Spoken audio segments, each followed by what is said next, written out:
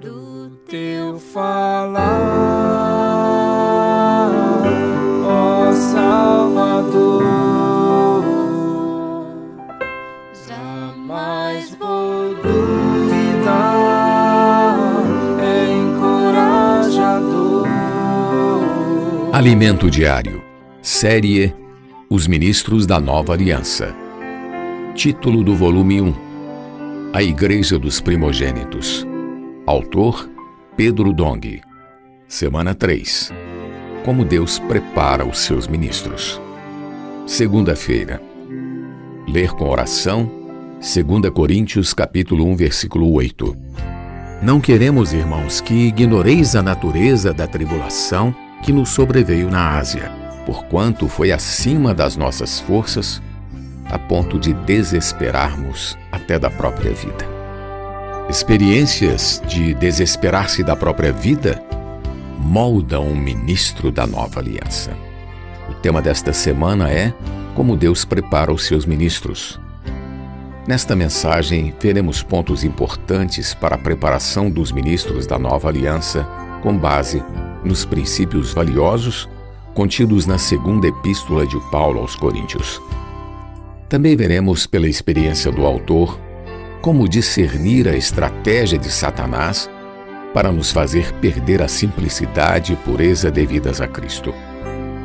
Constataremos que Deus não era solitário na eternidade, mas tinha um bom relacionamento consigo mesmo, a Trindade Divina, o que serve como referência para nosso relacionamento com Ele e com os irmãos.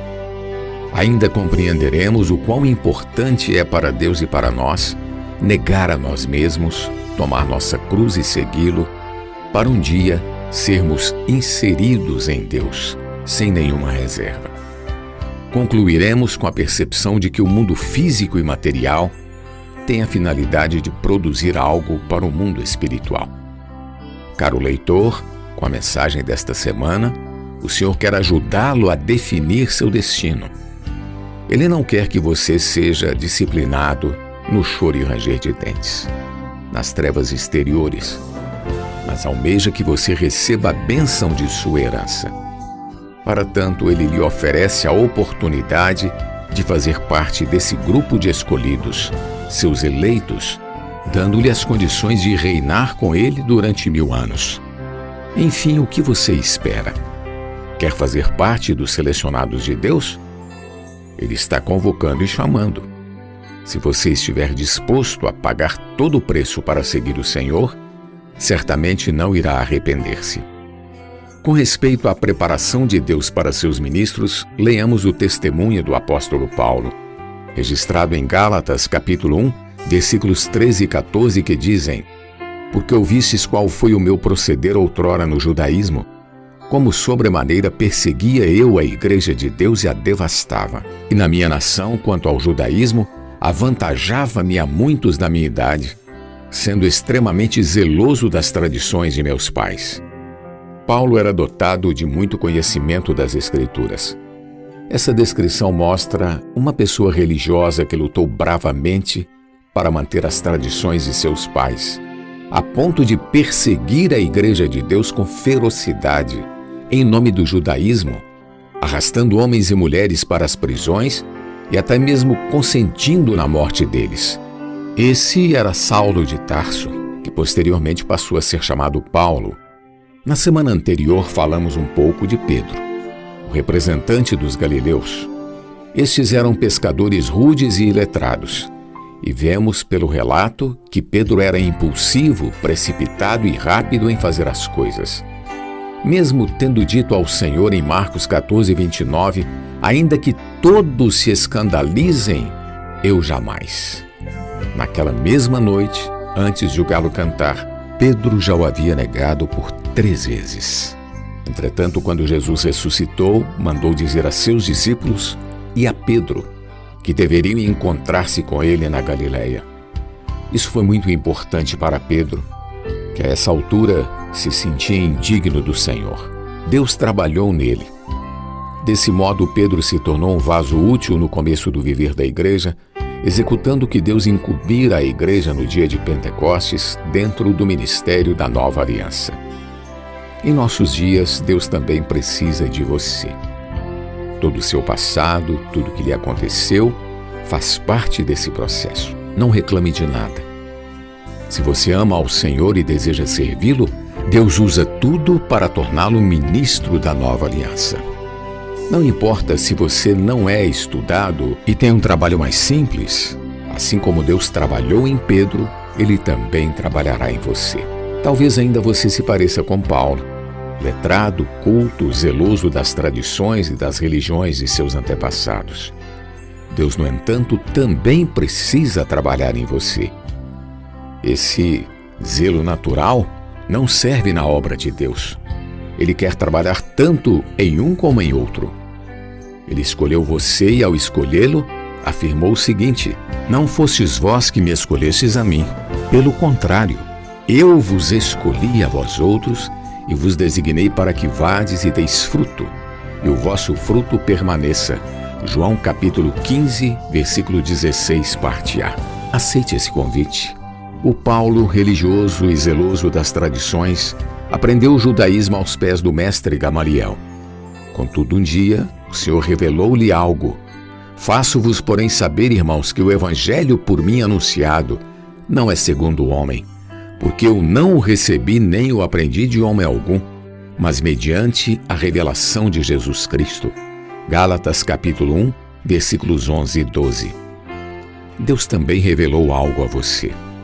Talvez não diretamente, mas por intermédio de seus profetas, por meio do viver da igreja, por sua participação nas conferências e ainda por seu desfrute do alimento diário. Essa revelação, aos poucos, foi-lhe desvendada e a palavra tem entrado em você, constituindo-o, alimentando-o e dando direção à sua vida. Aleluia! Na sequência do relato de Paulo, lemos: quando, porém, ao que me separou antes de eu nascer e me chamou pela sua graça, aprouve revelar seu Filho em mim, para que eu o pregasse entre os gentios, sem detença, não consultei carne e sangue, nem subi a Jerusalém para os que já eram apóstolos antes de mim, mas parti para as regiões da Arábia e voltei outra vez para Damasco. Gálatas, capítulo 1, versículos do 15 ao 17. Esse era, portanto, o currículo do apóstolo Paulo. Os versículos a seguir representam muito bem o que Deus quer fazer conosco e como Ele prepara seus ministros. Leiamos: porque não queremos, irmãos, que ignoreis a natureza da tribulação que nos sobreveio na Ásia, porquanto foi acima das nossas forças, a ponto de desesperarmos até da própria vida. Contudo, já em nós mesmos tivemos a sentença de morte, para que não confiemos em nós, e sim no Deus que ressuscita os mortos. 2 Coríntios capítulo 1, versículos 8 e 9. Com você não será diferente. Deus permitirá que você tenha as mesmas experiências para se tornar útil nas mãos do Senhor. Muitas vezes, quando nos sobrevém uma situação que não nos faz desesperar de nossa própria vida, ainda usamos de nossos recursos para lidar com ela. Enquanto pudermos, espernearemos. Deus, contudo, quer levar-nos além de nosso limite, conduzindo-nos a um ponto em que não temos mais saída, como se houvesse um precipício à frente e não houvesse maneira de voltar. Querido leitor, graças a Deus, essas experiências moldam um ministro da nova aliança, pois ele passa a não mais confiar em si mesmo. Enquanto tivermos recursos, continuaremos a confiar em nós mesmos. Mas quando não temos mais para onde correr, nem nos restam mais forças para vencer a situação, Deus vence por nós. Pergunta de hoje: qual é a finalidade das experiências desesperadoras? Do teu falar, ó Salvador, jamais vou duvidar, é encorajador, fiel me faz andar. Faz tua glória eu ver, o mal vem derrotar. Fiel me faz andar, faz tua glória eu ver, o mal vem derrotar.